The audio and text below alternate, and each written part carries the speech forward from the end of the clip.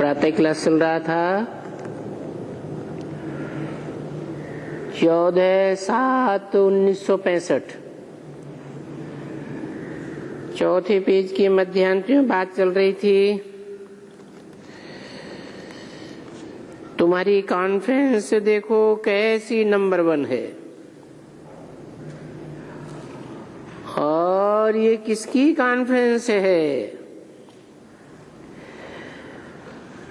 जीवात्माओं की और परमपिता परमात्मा की।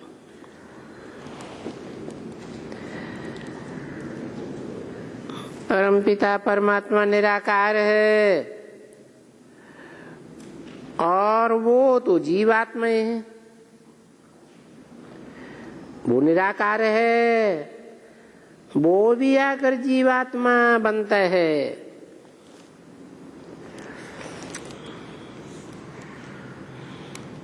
देखो, जीव में प्रवेश करती है ना,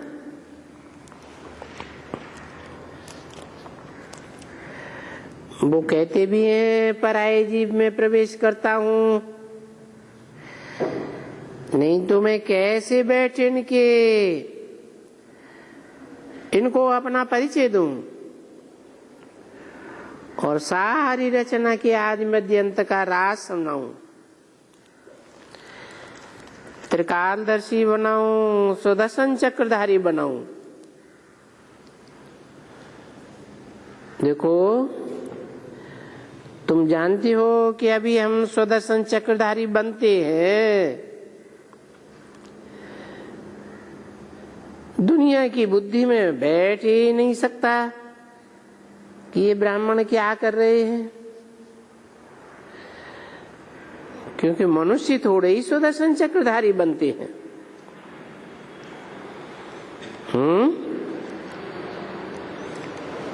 मनुष्य सुदर्शन चक्रधारी नहीं बनते हैं तो क्या बनते हैं? ब्राह्मण सुदर्शन चक्रधारी बनते हैं या मनुष्य सुदर्शन चक्रधारी बनते हैं?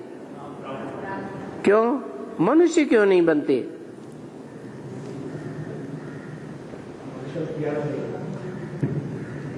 मनुष्यों का मन चंचल होता है, ब्राह्मण संपूर्ण वो जिसका मन एकाग्र हो जाए।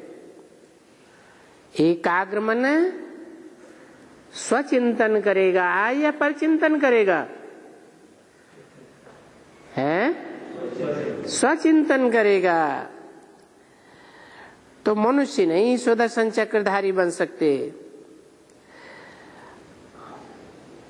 वास्तव में सुदर्शन चक्रधारी तो विष्णु बनते हैं। विष्णु के साथ फिर कृष्ण को भी चक्र दे देते हैं, क्योंकि गीता में उनका नाम डाल दिया है। नहीं तो उनके लिए चक्र की कोई बात नहीं है। 14/7/1965 की वाणी का 5वां पेज। तो तुमको ही बैठ करके मैं सृष्टि के आदि मध्य अंत का या षष्ठी चक्र का राज्य समझाता हूं। तो ये देखो कॉन्फ्रेंस कितनी फर्स्ट क्लास है। उनको लिख देना कि भाई ये जो तुम्हारी कॉन्फ्रेंसेस हैं वो सभी भरतनाट्यम है। Waste of time, waste of energy, waste of money. अरे आत्मा और परमात्मा की, यानी जीवात्मा और परमात्मा की, वो परमात्मा खुद याद करते, जीवात्मा याद करती परमात्मा को। और वो आएगा सो भी जीव में आएगा। जीव में नहीं आवे तो बोल कैसे सकेंगे? तो कॉन्फ्रेंस सबसे अच्छी ये जो परमपिता परमात्मा आकर के सर्व को सद्गति देते हैं, तो जरूर कॉन्फ्रेंस होती होगी ना।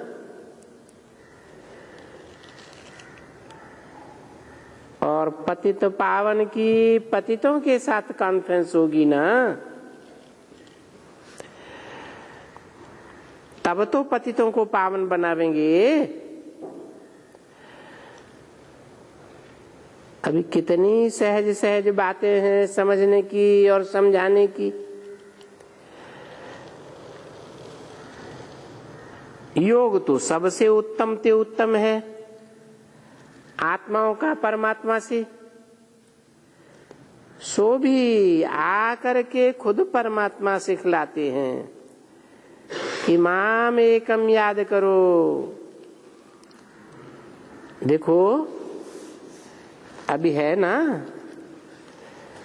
यहां आकर के कहा है ना कि हे बच्चे, हे जीव की आत्माओं, मैं कहता हूं कि तुम अपने पारलौकिक परमपिता परमात्मा के साथ योग रखो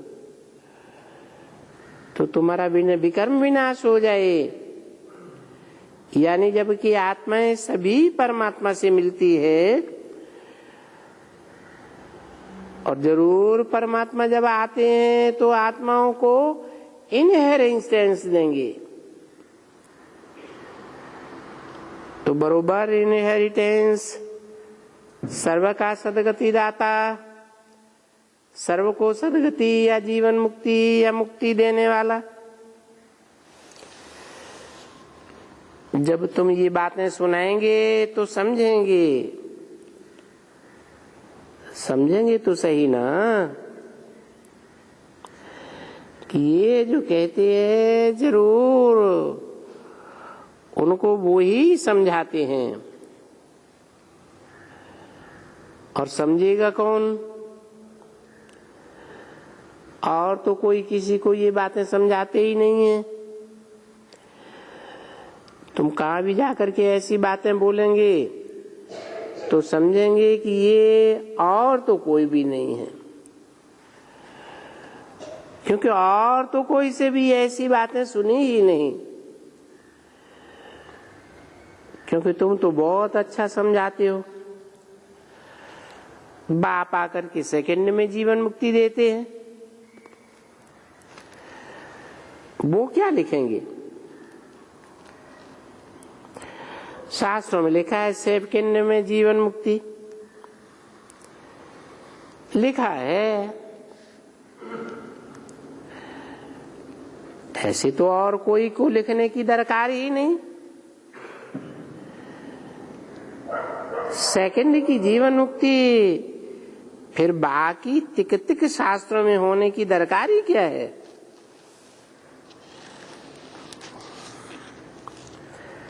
बाप आते हैं, कालों का काल है, महाकाल है, जानते हैं कि बरोबर सबको वापस ले जाते हैं। तो वो जब आएंगे यहाँ तब तो सबको वापस ले जाएंगी ना। और सबको वापस ले जाएंगे तो जरूर पावन बना कर ले जाएंगे। देखो तुमको पावन बना रहे हैं ना, वो है ही पतित पावन। बरोबर जरूर कलयुग के अंत में सभी पतित हैं और सतयुग के आदि में सभी पावन हैं। तो जरूर संगम में तो आता होगा ना, वो तो दिखलाई देते हैं युगे युगे कि हर युग में आते हैं। एक युग पूरा हो दूसरा आया, ये संगम युग है और बाप आया हुआ है और हमारा कम्युनिकेशन अपने साथ लगाते हैं कि बच्चे मुझे याद करो। खुद आ करके सिखलाते हैं, और नहीं तो भला कौन सिखलावेगा। अपने साथ ये याद सिखलावे कौन। बाप कहते हैं मैं आता हूं, साधारण तन में आता हूं और फिर ब्राह्मणों के तन में। ब्राह्मण का तन कोई रखा हुआ नहीं है, ये कोई ब्राह्मण नहीं था। कौन है? कौन ब्राह्मण नहीं था? अरे जिसमें भी प्रवेश करते हैं, कोई ब्रह्मा की औलाद ब्राह्मण थोड़े ही होते हैं। भले असुल बड़े ब्राह्मण थे, पर उनकी बात तो हो गई ना। ब्राह्मणपना तो छोड़ दिया ना, हम तो शूद्रपने में आ गए ना। तो आकर के जरूर ब्रह्मा द्वारा रचना रचनी है, तो ब्रह्मा उनको चाहिए जरूर। अब ब्रह्मा कोई ऊपर वाले को तो नहीं कहेंगे। ये ब्रह्मा कहां से आया? प्रजापिता तो जरूर वो ही होगा, क्योंकि फरिश्ते बनते हैं, पावन बनते हैं। तो इसको खुद कहते हैं कि मुझे पतित ब्रह्मा के तन में पधारते हैं, क्योंकि इसको ही कहा जाता है नंबर 1 पावन, नंबर 1 पतित। किसको?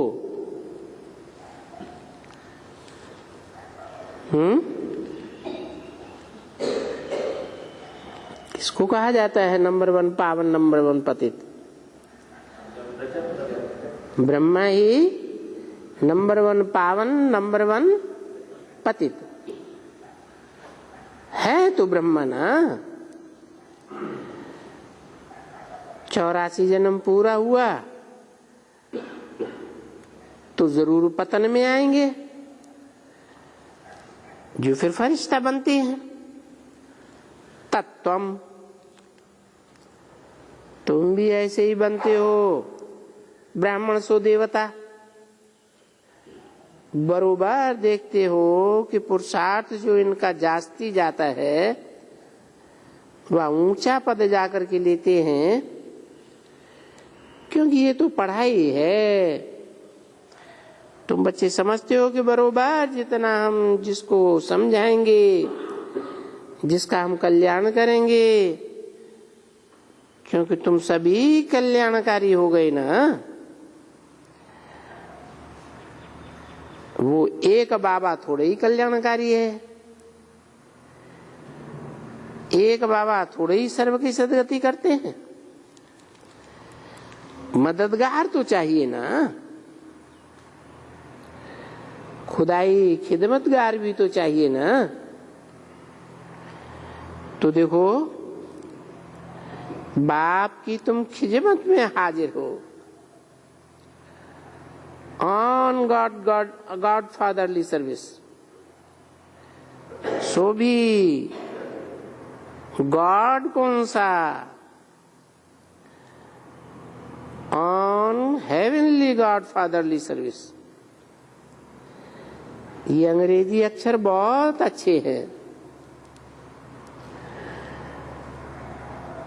अभी उसमें उस सतयुग स्थापन करने वाले भगवान की सर्विस में ये जरा डिफिकल्ट होता है अक्षर लिखना।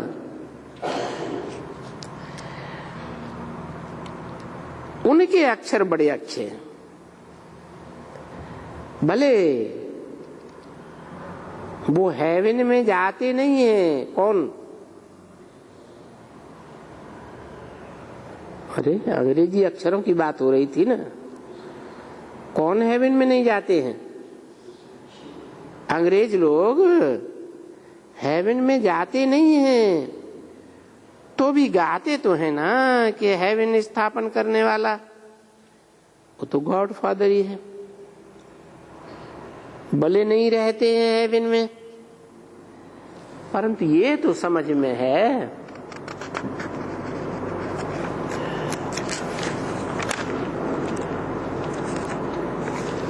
कि हेवन या बहिश्त है जरूर। 14/7/1965 की वाणी का 6ठा पेज। अच्छा, बहिश्त में कोई मुसलमान थोड़े ही जाते हैं। वो पैराडाइज में कोई जाते थोड़े ही हैं। ये तो बुद्धि की बात है कि स्वर्ग ये भारत था, सतयुग पैराडाइज हेवन था,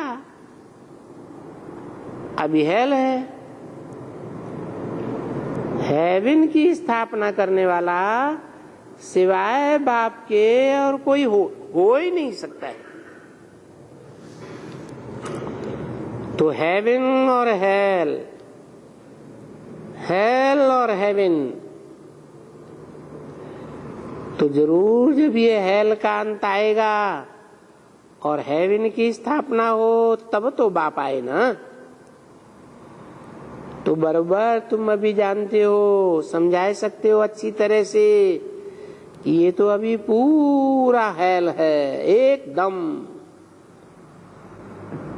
तो जरूर हेवन स्थापन करने वाला भी यही होना चाहिए। जरूर क्यों लगा दिया है कि जब पूरा हेल बने तब ही भगवान आए। हेल को हेवन बनाने के लिए, क्योंकि उनको हेल में ही आना पड़ता है। जो यहाँ बैठ करके हेवन के लायक बनावे तो जरूर दोजख में तुम बैठे हुए हो। दोजख और बहिश्त, दुनिया तो है ही दोजख में। उनको मालूम ही नहीं होता है कि कोई ऐसा कॉन्फ्लुएंस युग है और ये बदलने वाला। अगर ये समझे कि कलयुग पूरा होता है तब तो फिर समझ आवे कि सतयुग आना है। ये वही कॉन्फ्लुएंस कल्याणकारी युग है, पर सिर्फ तुम बच्चे ही जानते हो और तो कोई जानते ही नहीं है। क्यों? और दूसरे धर्म वाले क्यों नहीं जानते हैं? तुम बच्चे ही क्यों जान पाते हो? है कि तुम्हारे अंदर कल्प कल्पांतर के समझने के संस्कार भरे हुए हैं। और धर्म वाले तो अपने धर्म के पक्के हैं, इसलिए उनकी बुद्धि में नहीं बैठता। हाँ, तुम्हारे में भी नंबरवार पुरुषार्थ अनुसार घड़ी घड़ी भूल जाते हैं। नहीं तो कॉन्फ्लुएंस युग की बात सुनकर बहुत खुश होना चाहिए। अभी हम तो खग्गियां मारते हैं खुशी के मारे कि अभी हम तो गए कि गए। याद करते हैं तो याद से भी उसका फल तो मिलेगा ना।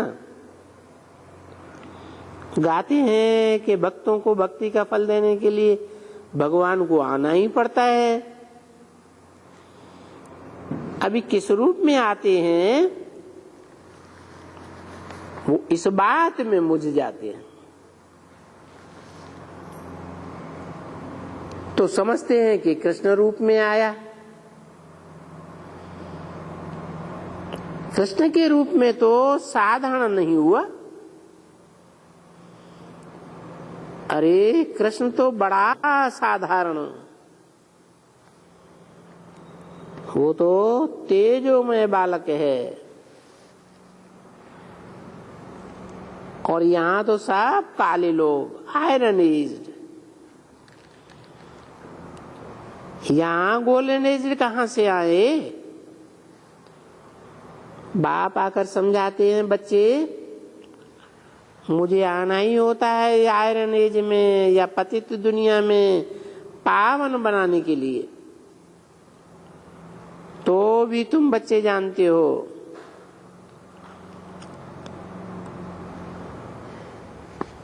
अभी तुम महिमा नहीं करते हो।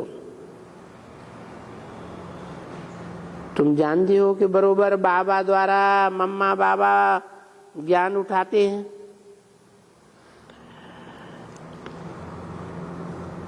उन द्वारा हम भी उठाते हैं। क्या कहा है?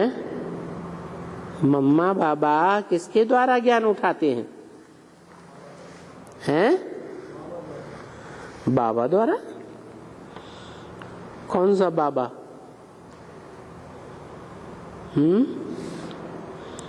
और ये भी तुम जानते हो, दुनिया वाले नहीं जानते हैं।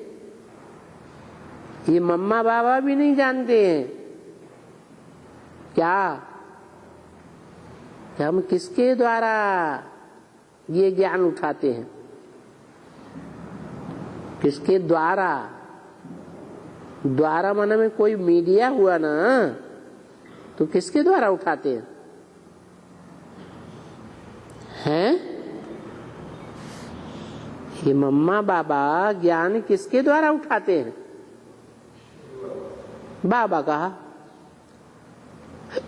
बाबा तो साकार निराकार के मेल को कहा जाता है। तो कोई यज्ञ के आदि में बाबा हुआ ना, उन द्वारा हम भी उठाते हैं। हम औरों को बैठ सिखलाते हैं।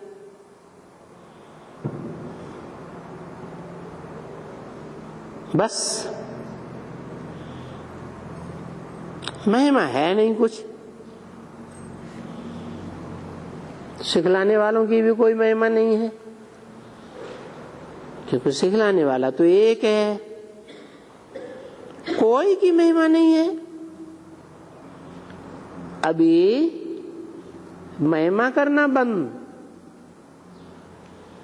हम बैठे हैं, देखते हैं, हमको सिखलाए रहे हैं, फिर हम महिमा क्या करें? महिमा तो भगत करते हैं ना, हम भगत तो ठहरे नहीं। जो कभी कोई किसको गुस्सा करते हैं ना, तो बाबा कहते हैं तुम तो भगत हो। जैसे कि तुम तो दुर्गति को पाए हुए हो। समझाई देते हैं, देखो मैंने तुमको गाली दी क्योंकि तुमने ये अच्छा काम नहीं किया, छी काम किया। तुम तो भगत हो। भगत वो तो छी काम करते ही हैं। तुम बच्चों को जो ईश्वरीय संतान हो, तुमको तो कोई छी काम करना नहीं है, परंतु माया बहुत कराती है। बात मत पूछो। माया ऐसा मत्था मोड़ देती है। कैसा है? कैसा मत्था मोड़ देती है। जो ज्ञान की सारी जटाएं उड़ जाती हैं। माया चूहा अच्छे अच्छे बच्चों को चोरी कराती है, अच्छे अच्छे बच्चों से गंदा काम कराती है। माया तो बहुत कराती है ना, गिराने के लिए। उनको समझ में नहीं आता है। भाभी उनके भाग्य में नहीं है। अरे भगवान नहीं समझता होगा। बाबा कहते हैं बाबा तो अंतर्यामी है। और ये बहरयामी है। कौन है? अंतर्यामी कौन है और ये कौन है जो बहरयामी है? हैं? ब्रह्मा बाबा बहरयामी है और शिव बाबा अंतर्यामी है। पर मैं खुद भी समझ सकता हूं कि क्यों इनकी अवस्था ऐसी है। ये मैं जानता हूं कि ये बुरे कर्म बहुत करते रहते हैं। मैं नाम नहीं लेता हूं, नहीं तो मैं बोलता हूं अभी भी अच्छे अच्छे महारथी जो बाबा उनकी महिमा करते हैं, वो भी गुप्त छिप छिप करके बुरे कर्म करते रहते हैं।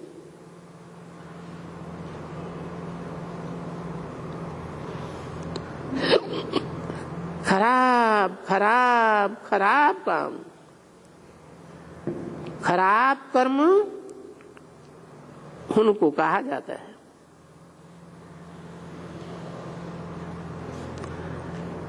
स्त्री होगी, पुरुष होंगे, उनको बाकी पहनेंगे, ये करेंगे, प्यार करेंगे, छिप छिप करके करेंगे ताकि कोई देखे नहीं। ऐसे भी काम करते रहते हैं। अच्छे अच्छे बच्चे बाबा नाम नहीं लेते हैं, बहुत हैं। कोई छिप छिप कर चोरी करते हैं, कोई बुरा कर्म करते हैं, बहुत करते हैं छिप छिप करके। तो फिर उनकी अवस्था भी कुछ ऐसी ही रहती है। माया कराती तो रहेगी ना, जरूर कराती रहेगी। ये भी कोई वंडरफुल बात नहीं है। ये तो समझते हो कि माया जरूर कुछ न कुछ काम तो कराती है। देखो कितने आश्चर्यवत सुनंती कथंती फिर भागंती। अभी बाबा को तो मालूम पड़ता है, बाबा है इसमें प्रवेश हो करके आ करके किसको गुस्सा करते हैं। गुस्सा करने से वो एकदम छूट जाते हैं। गुस्सा क्या, यानी उनको कहते हैं तुम बड़े नालायक हो, तुमको इतना सयाना समझा, तुम ये गंदे काम करते हो।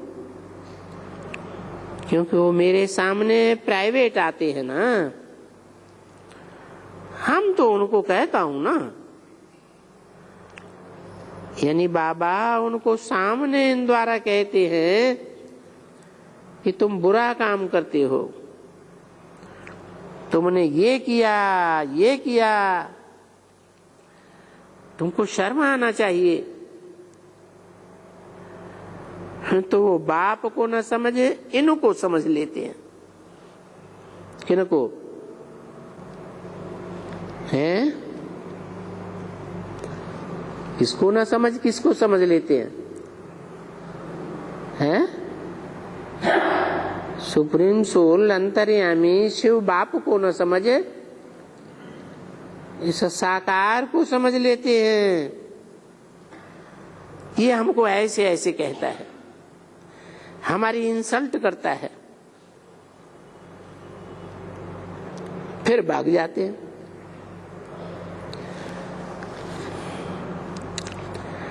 ये ब्रह्मा कुमारियां ही कोई किसको कुछ न कुछ कह देती है तो देखो रूठ जाते हैं,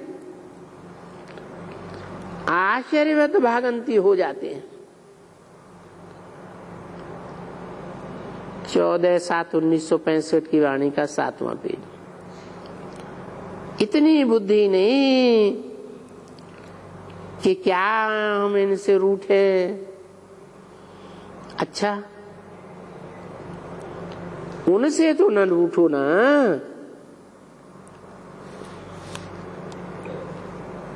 और सबसे रूठो, मम्मा बाबा से रूठो, परंतु बाप से तो न रूठे ना, तो रूठ जाते हैं। ब्रह्मा कुमारियों से तो बहुत रूठते हैं, पढ़ाई छोड़ देते हैं। अरे तुम पढ़ाई क्यों छोड़ते हो? तुमको बाप को याद करना है। उनसे रूठा तो तुम बाप का भी नहीं याद कर पाओगे, पढ़ते भी नहीं हो। तो पॉइंट्स न पढ़ने से किसको समझाना बड़ा मुश्किल हो जाता है। फिर भी बाबा कह देते हैं कुछ भी हो,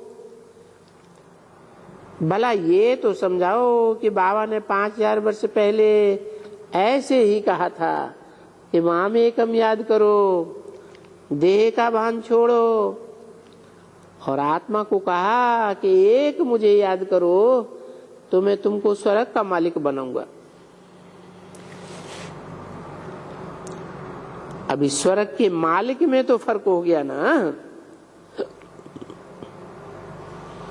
क्यों क्यों फर्क हो गया? अरे क्या बात चल रही थी? पढ़ंती सुनंती कथंती फिर भागंती हो जाते हैं तो स्वर्ग का मालिक बनेंगे। ग्रेड नीचे गिरेगा या नहीं गिरेगा?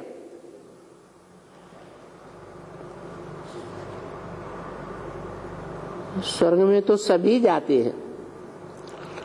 प्रजा भी कहेगी मैं स्वर्ग का मालिक हूं, यहां प्रजा कहती है मैं नरक का मालिक हूं। नरक नहीं कहते हैं, भला भारत की मालिक हूं। अरे भारत भी तो अभी नरक है ना, अभी हम सब नरकवासी है, ये तो कोई भी नहीं जानते हैं, ऐसे दिल में ही नहीं आता है। कहते हैं हम पतित हैं, तो पतित माना नरक,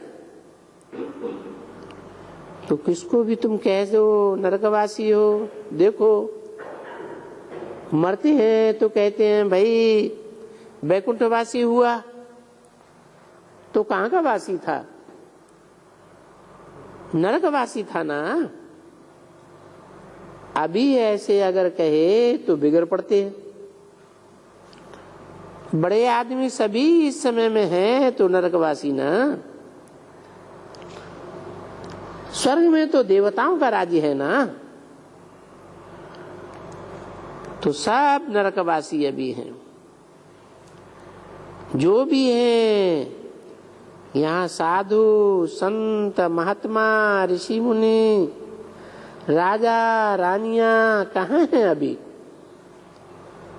नरक में है ना, राक्षस राज्य में है ना। रावण राज्य में है ना, पतित भी है, इसीलिए तो कोई किसको कहो तो सही, पतित हो तो लड़ पड़े, घूसा मार देवे। तो ये है सभी समझ की बातें। बाबा तो जरूर कहेंगे ना, क्योंकि हम तो समझदार और बेसमझ बनते ही हैं। बाबा को तो बेसमझ और समझदार नहीं कहेंगे ना, बाबा तो सदैव समझदार है। हम बेसमझों को तो समझ अभी आई है, बाप आकर समझ देते हैं। खुद आकर कहते हैं कि तुम कितने बेसमझ बन गए हो।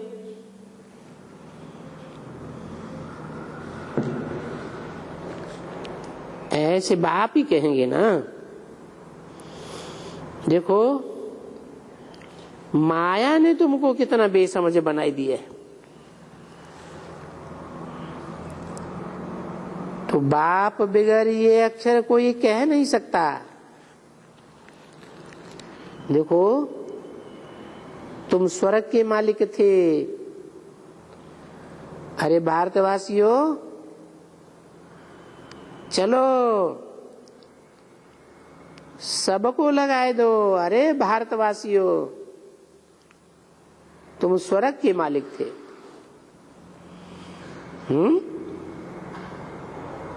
किसको सबको लगाए दो?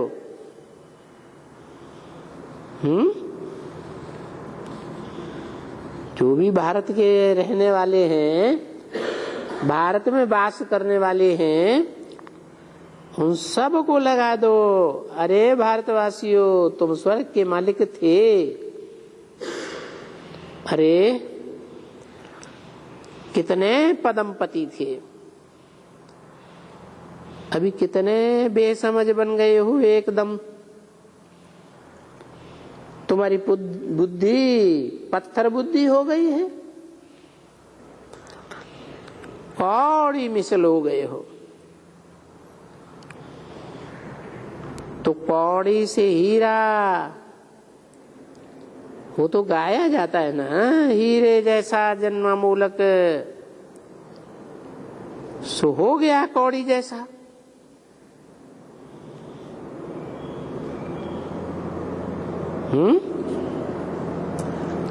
कैसे हो गया कौड़ी जैसा?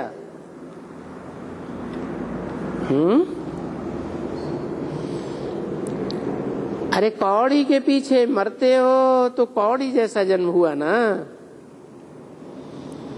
अभी बाप आकर के कौड़ी जैसे ये जन्म से फिर अमोलक हीरे जैसा बनाए रहे हैं। गायन भी तो यहाँ के लिए ही है ना। क्या कहाँ के लिए गायन है?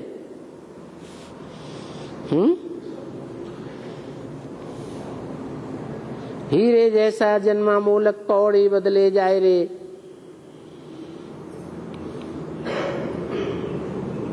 कौड़ी से हीरा कब बनता है? हैं? संगम में। संगम 200 साल का है।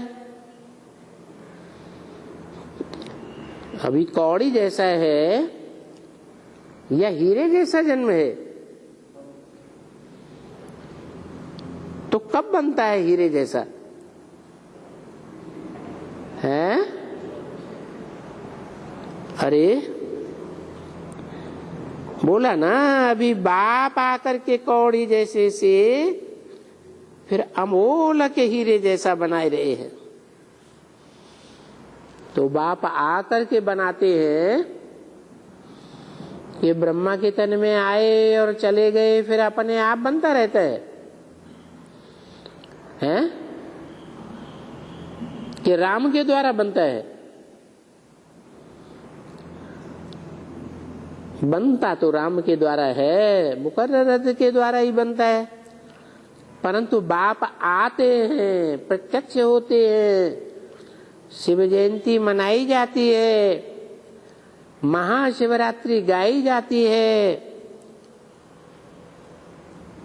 तब कौड़ी जैसा जन्म अमोल के हीरे जैसा बनता है। तो गायन कहाँ के लिए है?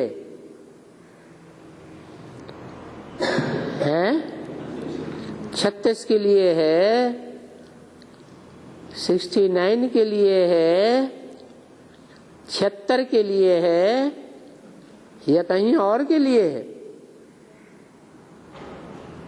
है? जो बाप आकर के कौड़ी जैसा जन्म हीरे जैसा बना देते हैं, कहाँ के लिए गए ने? हैं? जब बाप प्रत्यक्ष होते हैं, प्रत्यक्षता रूपी जन्म होता है, तभी के लिए गायन है। 1 सेकंड में जीवन मुक्ति समझते भी हो बरोबर कि हम क्या और क्या बनेंगे। बस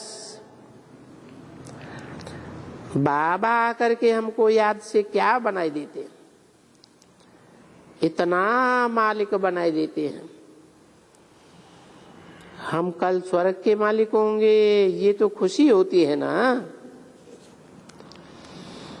एक दो को कह सकते हो ना कि देखो हम मिल करके अभी स्वर्ग की स्थापना कर रहे हैं श्रीमत पर।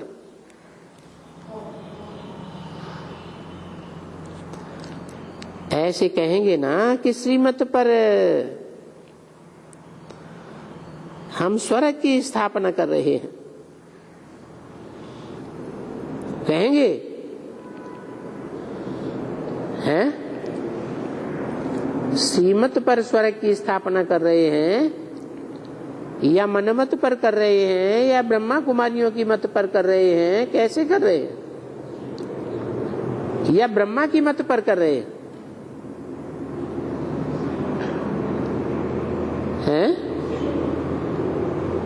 ब्रह्मा को श्रेष्ठ से श्रेष्ठ कहें, कह सकते हैं?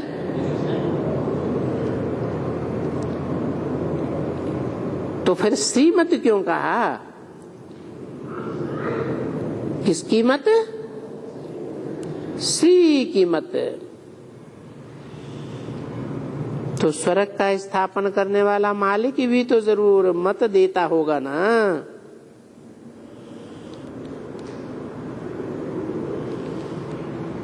भी क्यों लगा दिया है?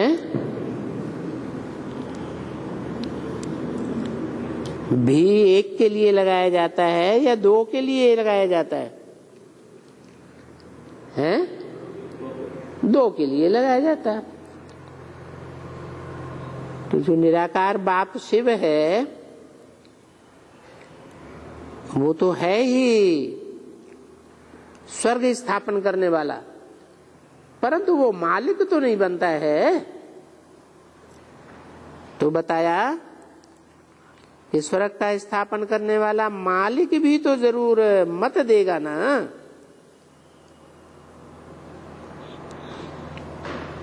शिव बाबा भी मत देता है, शिव की आत्मा भी मत देती है, और स्वर्ग का मालिक बनने वाला भी मत देता है।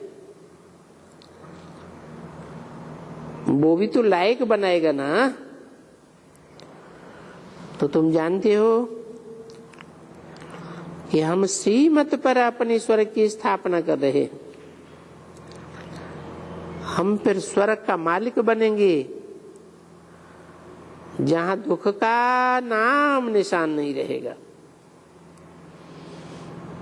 हम 21 जन्म के लिए दुख से छूट जाते हैं और सुखधाम में जाते हैं। सुखधाम में जाते हैं तो हर एक को पुरुषार्थ करना चाहिए सुखधाम जाने के लिए। अरे भाई,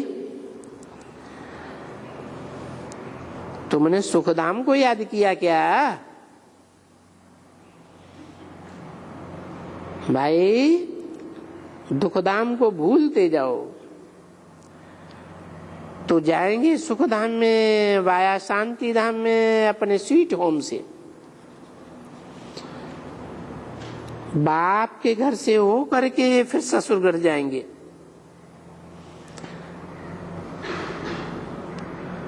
ऐसी ऐसी बातें एक दो से करने से तुम्हारी खुशी का पारा चढ़ता रहेगा।